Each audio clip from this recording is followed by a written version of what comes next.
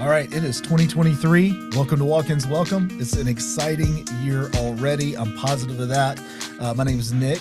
I've got Michael with me, and we are here to help you triple your revenue in 2023 with digital marketing services and exceptional patient experience. Yeah, and so it's January. This is about that time of the year where people are saying, well, how did last year go? What am I doing this year? Right. I have a whole webinar about it, by the way. So if you haven't seen that, heard that, there's a webinar out there. It's probably going to be part of this podcast too. But yeah, so this is that a lot of, for whatever reason, January is the time to start looking at the future for a lot of companies and what's happening next. Like, what's the next big trends? What's going on? What should I not be doing anymore? What should I be doing right now? All those things. And so we're going to talk about social media today. I think if I'm going to put a snapshot out there for 23 is some things just to tease future episodes is we're going to be looking at first party data because of some of the things we're going to be talking about today. You know, making sure that you're getting and collecting your own data and not relying on third party sources is going to be huge. Obviously, we're going to talk today about social media and that landscape and how it's changing. We're going to be talking about in the future how digital is changing on Google, what's happening there with data and all of that kind of stuff. Of course, nobody can predict the Google future. But I will tell you this, in my perspective, like as vulnerable as social media is, Google has also got to be vulnerable as well. Oh, and there's a fantastic product that came out that just stabbed Google really hard. And we'll talk about that too. Well, in full disclosure, what you're talking about, we actually wrote today's episode with the product that you're talking about. For free. Isn't that crazy? Yeah. So anyway, today we're talking about social media. And is social media dead? Yeah, is it dead? Is it dying? And part of that reason, okay, so you talked about first party data and all that stuff, but the reality is we're in this weird spot where social media or tech in general isn't supposed to last 20 years. Correct. It's not supposed to be the same thing for 20 years and keep working. And Facebook has done it, air quotes, like 2006 or 2005 is when it initially launched. Right. And here we are, 2022, still talking about it, and they still claim billions of users. But at the end of 2022, people started laying off. Like the tech industry got hit hard for whatever reason. To me, the tech industry benefited greatly from COVID. Right. Because everything went pure online for a while. And now it's getting to normalcy, and all that prep, all that work, all those resources aren't needed anymore. Right.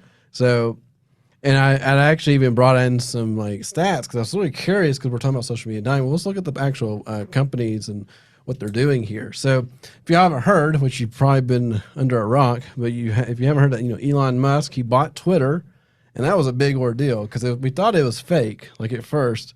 Like, oh, he's just making headlines. He just wants to make headlines because he started to buy it, and then he said, well, I can't buy it because of the bots. And then that got corrected, whatever.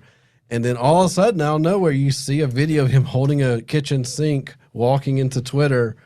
And it was really, very classic Elon.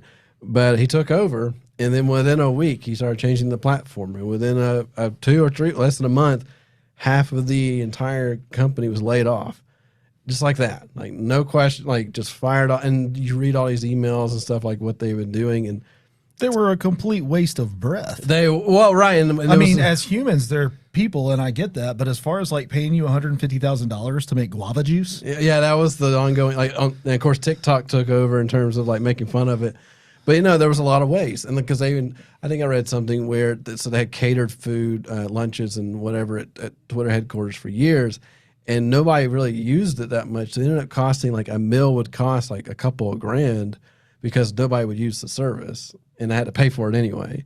And so it's just like classic cut the fat and see what you got left over, and get down to the raw, the actual meat of the product or the company.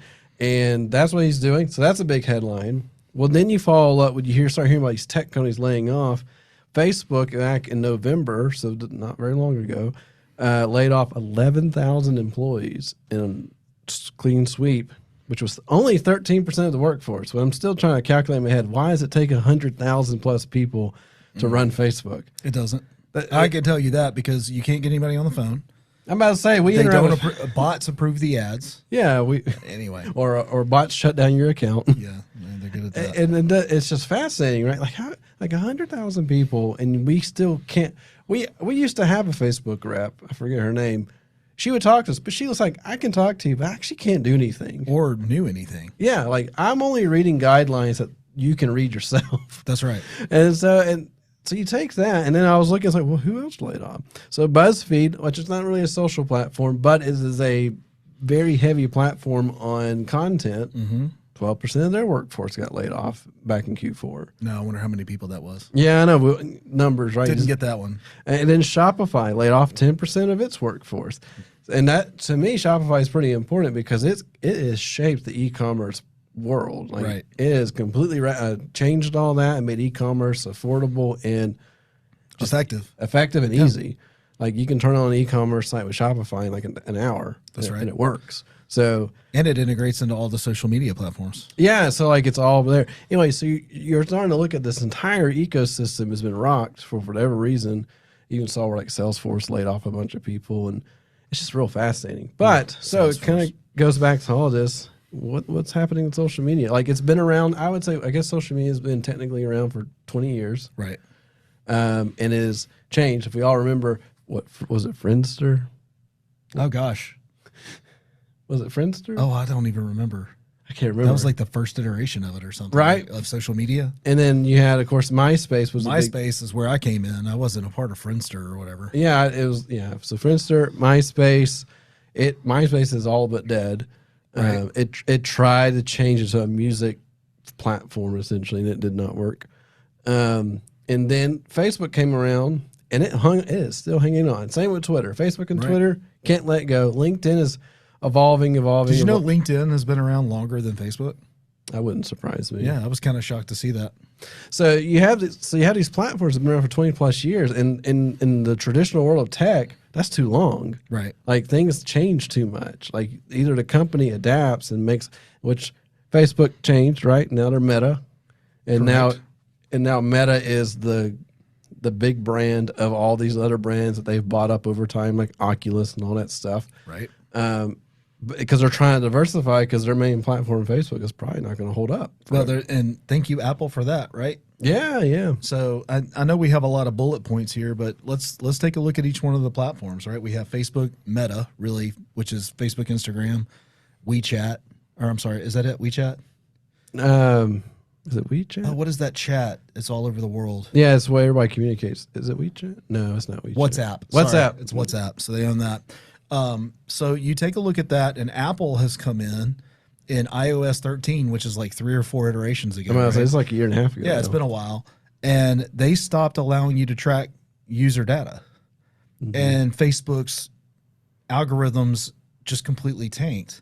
And now what used to be one way of generating leads on social media has completely changed to a different way of doing business on social media, and it's all but killed the ads platform on Facebook. Yeah, and they keep trying to reinvent it, and then we're finding that it's like, was it back in the day? So like 8-10 years ago, you could throw $1,000 at Facebook and Make turn a fortune and turn some money. Yeah, you could turn that literally into $10,000 in a week. Yeah, and then of course we're talking about ads too. We're not even talking about the pages themselves. Where back in the day you could generate likes on a page super easy too. Right. But everything got requires money now. But yeah, I mean, so like Wild Wild West Facebook was give me money, I give you results. Today's Facebook is give me money, give me some more money. You know what? I got it wrong, but if you keep giving me money, I'll eventually get it right. Yeah, maybe.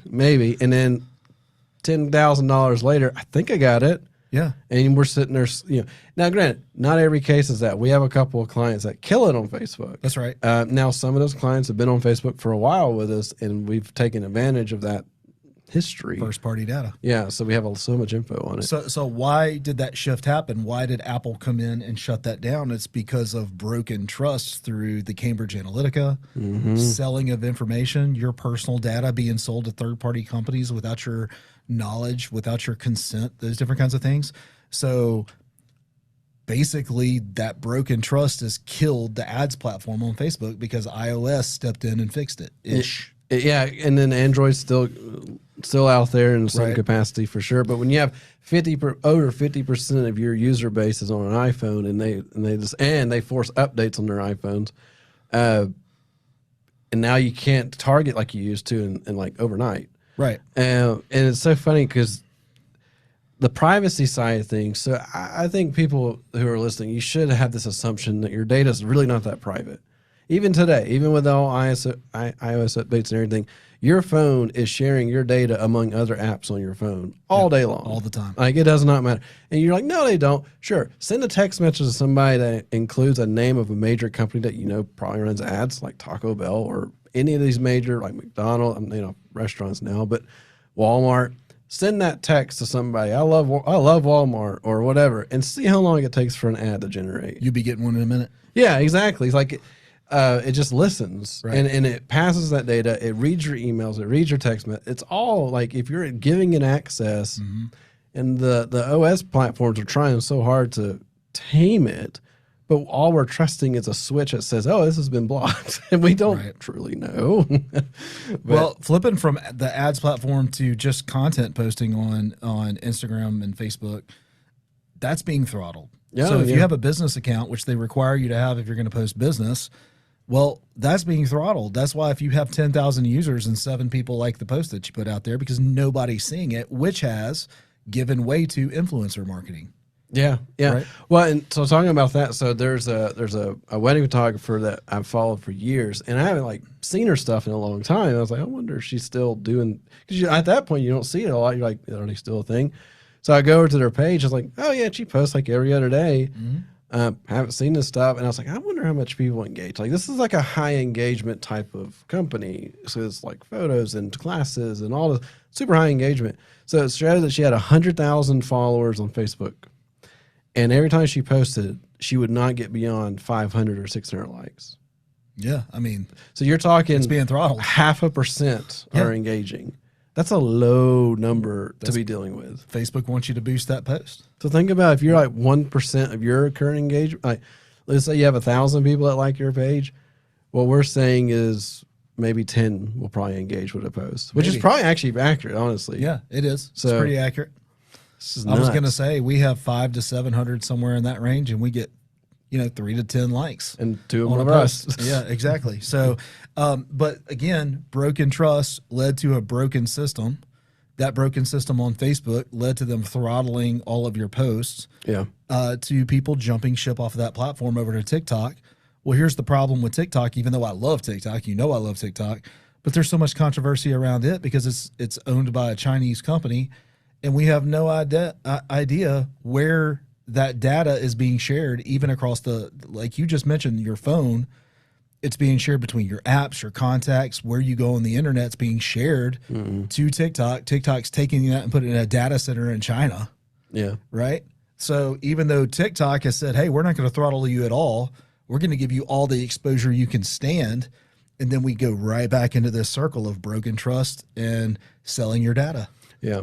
Right. Well, it's so funny. Like on TikTok algorithms, they're pretty good. Right. Sometimes they're really annoying, but they're Especially at 10 o'clock, right? yeah. At night they get stupid, but no. But they know you and they learn about you, and it's so funny because there'll be times that I'll be talking to Courtney about something, and then I start flipping through, and then boom, I get the video, and then like we've done the look at my TikToks that I found, look at my and back and forth, and we'll have the same TikToks sometimes, and we're different people, same TikTok videos start showing. Like, it's just really fascinating how they all cross pollinate so quickly.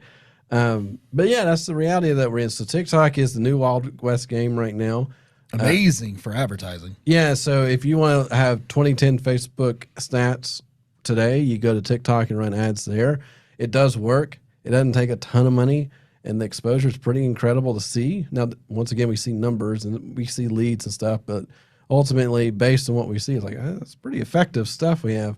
But that's where we are. So, and TikTok is almost 100%, and this is the best part. So TikTok, it's 100% video based. Now you have Instagram did their major overhaul look, and now it looks like TikTok. Yeah, that's what I've heard. I haven't been on Instagram in a long time now. I haven't either for lots of It's still a Facebook product. It's still a Meta product. yeah, and it's Instagram's kind of gross, let's be honest. But it's nasty stuff on there. But anyway, I don't know. I don't spend much time there. I don't either. I quit. Actually, I uninstalled the app. Right. Get away from me. But no, so it's become that. And then YouTube's been pushing YouTube Shorts forever. Right. And when you interact with YouTube Shorts, it's just like TikTok. Mine goes straight to politics. Oh, okay. YouTube Shorts. I don't even know why. I don't engage in any political anything on really any platform. I hate politics. It just reads your dad's Facebook post. It's got to. Oh my God, you're related to this guy. Oh, and we're gonna blow you up. You're And I'm gonna love this. I don't believe that or think Share that. this to him now. So you have no idea what I think. Well, look, let's switch over. Speaking of politics, let's go over to Twitter. What killed Twitter was politics. You start kicking presidents off the platform. You start throttling. It's somebody I know. I can't think of his name. He's a Jewish guy, very politically involved. Anyway, when Elon Musk took the platform back over and removed the throttles on specifically conservative accounts, but I don't care about your politics. Okay, so let me just start by saying that he gained over he went from 4 to 7 million followers overnight because it was no longer keeping that person from being followed, right? So it's amazing when you take the handcuffs off of a platform that was being so politicized, love it or hate it. That's what has killed trust in Twitter. Yeah. You can't trust what you're reading because if you're one side of the aisle, it's the only thing showing. If you're on the other side of the aisle, every bit of it is being marked for, what is it called? What is the check? You're verifying. Verified, yeah. Not that. I'm talking about like the moderation. Fact check. Oh, yeah, the fact checking. And then when Elon went and fired all the fact checkers, and now you can think for yourself again. Well, I do remember right when Elon bought the platform, he put out a tweet and it said, hey, by the way, you may not know this. If you go to your settings and say show most recent, not recommended, it changes everything. And I'm like, yes, it does. Because I used to love Twitter when it was just I would refresh, 4 seconds or something. Right. And then one day it just stopped doing that. I was like, I can't find it. And then he's like, there's a setting for that. And then we don't talk about and it fixed. Like, it's just so fascinating because just to go in, if you haven't figured this out yet, but whatever content that you're getting on your social platforms for you personally is completely tailored to you based on all these different things. And so if you pull up something and your friend beside you pulls up the same platform, that content is so different. Right. And it's so geared one way or the other. And the content's trying to convince you of something every single time. But yeah, so I think it all goes back to like the original intent of a social platform was to engage people online so they can interact like as a community. And then they all stepped in and started manipulating that. Right. And now all the platforms are suffering for it. It goes back to trust, right? Yep. So it is trust and to a degree politics, at least on Facebook and Twitter, right? Mm-hmm. So that's what's happened with Twitter, and you had this weird thing happen when Elon Musk took it off. All these famous advertisers jumped ship. Yeah, like Chevy was a big one. And now they're all coming back. Yeah, just give it some time. Well, I mean, but why? It worked. Because at the end of the day, dollar rules. Yeah, like if it works, it works. Exactly. All right, so let's jump over to LinkedIn real quick, just looking at our platforms dying, right? So Twitter, I think, is going to make a resurgence. Okay. It is going to become something else. Already is. I've been off of Twitter for I don't even know how long, and now I'm at least going to see what's happening there. And I wasn't before. And I've noticed that even the app itself has changed, like the look and feel and interaction on it, much different. Don't like Facebook. I haven't liked it for a long time because I don't like that it only shows me what it wants me to see. Yeah. And that hasn't changed at all. LinkedIn I used to love, and now I hate it. Do you know why, Michael Ray? Became a little too social. No. Why? Because I have at least 37 invites to connect with me at any given moment. And the very minute I connect with somebody, I get a sales pitch. Oh, yeah. Oh, my God. I do that.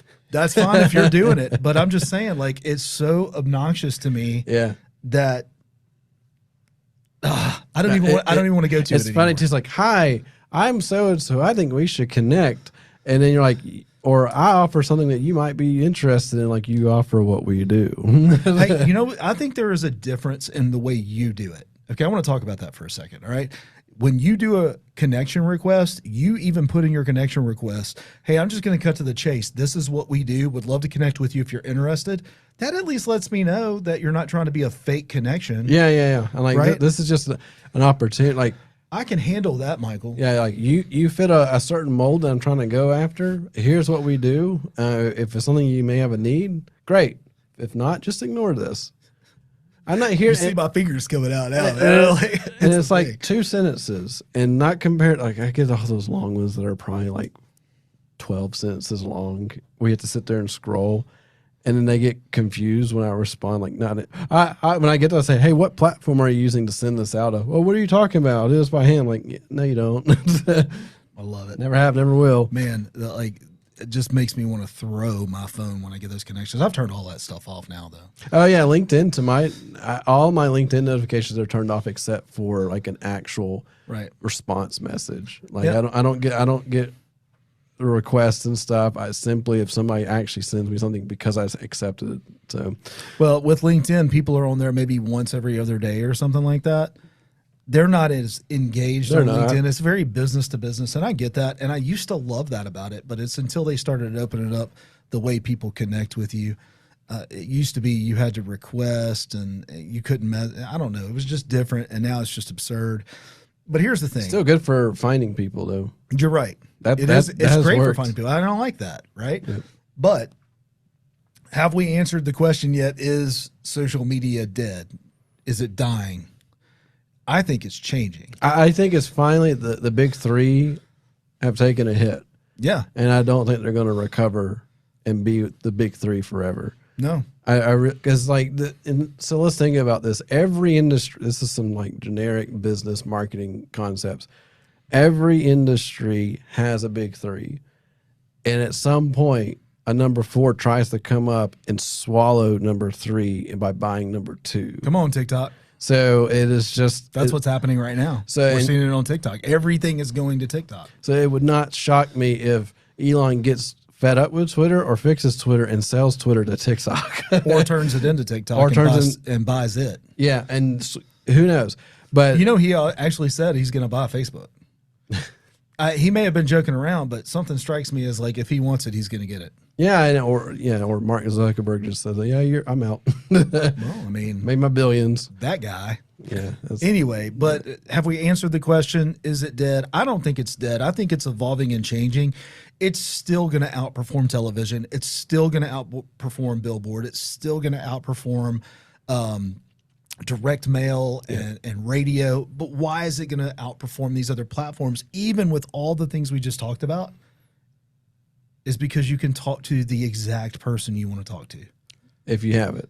Well, if you have it. And we're going to talk about that in a future episode. Yep. Great teaser. We're going to start talking about first-party data and how first-party data, what that is, how to collect it, how to get it, and how it's different going forward. Because once iOS 13, again, I believe it was 13, killed the tracking pixels so that I couldn't put messages in front of the right audience, well, people had a love-hate with that as well, because then they started getting ads that they had no interest in whatsoever. Yeah. Right? People actually like to be advertised to properly. Yeah. They really do. And so last little bit here, because we're over time already. One other thing that I want to bring to your attention, it's called Chat GPT. Okay, go. Don't even know what the GPT officially stands for. I didn't look that deep. But it is something that is supposedly is disrupting the world in a lot of ways. And actually it's kind of freaking Google out. So they actually had an all hands on deck meeting last week. And basically the employees are saying, what is this? Why haven't we done this? And their answer was, we have done this, but you don't know it mentality. Like we have this. Hey, so what is ChatGPT? It is a research project based on AI, so artificial intelligence, that answers your question in detail and gives you full blown, like not. So take this. So, and this is where Google's kind of getting a little sweating a little bit. In Google, you search for recipes for dinner. All right. So recipes for dinner, and you get what? A bunch of links to a bunch of pages that have ranked for recipes for dinner. Right. Great. You click on that. You go look at it. Is this what I want? Maybe not. Go back and forth. Right. You go to ChatGPT and you say, can you give me a week's worth of dinner recipes? it responds back. Here's a week's worth of dinners, blah blah blah, and it lays them out, makes them look pretty, has everything you need. And you're like, great. Can I have a grocery list for these items? And it gives you the grocery lists of everything you need to make all that food. And so that's a very basic, simple example of it. But let's go further. I literally said, hey, can you write a piece of code for me for this problem I have? And it wrote me one. It just wrote it. And I asked it again, and it wrote it again, but it wrote it a little cleaner. Like it's learning on itself. Clean this code up. Yeah, pretty much. And so from our standpoint, can it write content? Absolutely.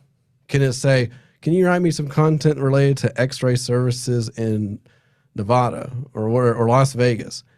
Yes. And it writes it. And it writes hundreds of words about it. And it looks pretty good. So, and just this side note here, our topic today was written by this platform. That's right. I literally said, can I have a podcast episode with bullet points about social media dying? And it spat out 1, 2, 3, 4, 6 bullet points, probably about 300 words. Now, is all of it relevant? No. There is definitely a robot speaking, and it doesn't fully know what I'm trying to tell it. That's why it's called chat. It wants you to keep giving it feedback. Yeah, it wants conversation. Yeah, it wants like, how can I make this better? How can I make this better? And so, but that's where and this thing has only been out it opened up late November. Within 2 weeks, like I remember saying, check this out, Nick. This is really weird. And what was my response? This is game changing. This is going to change everything. Yeah. And of course we're always like that mode of any shiny new tool's got its caveats. This is the first one we're like, don't really have a lot of caveats. It's free and it works. Right. And it's doing what I want it to do. Anyway, release 2 weeks. So I found it. By accident, thanks TikTok, by accident. And then, a week later, it blew up and crashed itself a few times. Mm-hmm. Now it's back to normal, like it's kind of figured stuff out. But it had over 1 million users added in 2 weeks, and now we're all like, what can we do with this thing? I've already been using it, and then and I feel really bad for all the high school and college English professors out there because you're about to get a bunch of Chat GPT essays written for you. And you got to figure out if it's real or not. Write a 1,500-word essay with 12 paragraphs about Beowulf. Exactly. And it will spit it accurate. out. And then within 2 minutes, it's written it for you. That's right. And it's written too well, so you got to make it sound less I'm totally smart. giving this to my son. Yeah. He needs help. Poor bro needs some help in the English language. Of course, they're going to look at it and go, You're going to get a call. You're going to call the principal's office, and it's going to like, so your son's paper's got a whole lot better. And somebody sent us this podcast episode about you talking about using the system. I'm just going to tell him he and I had a chat. All right. So this episode's way over. We got a little sidetracked, but that's what we want to talk about today.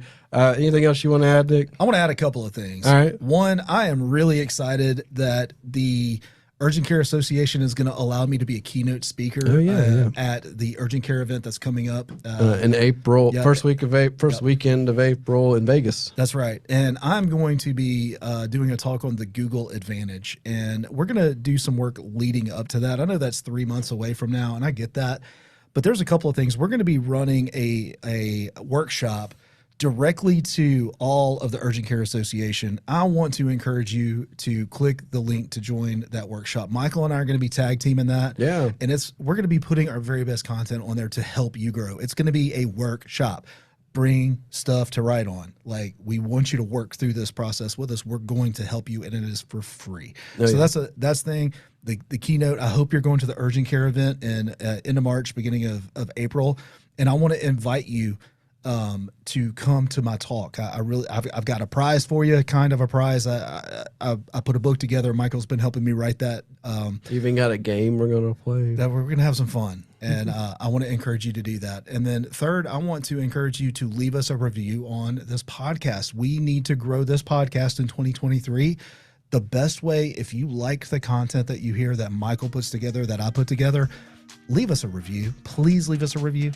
Oh yeah, that's about as desperate as I'm going to get. Yeah, we like reviews, and they help us. They really do. They help us rank. Yep. All right. All right, guys. Well, thank y'all again for listening in. I hope your New Year's gone well so far, and then we'll catch you on the next one. Have a great week.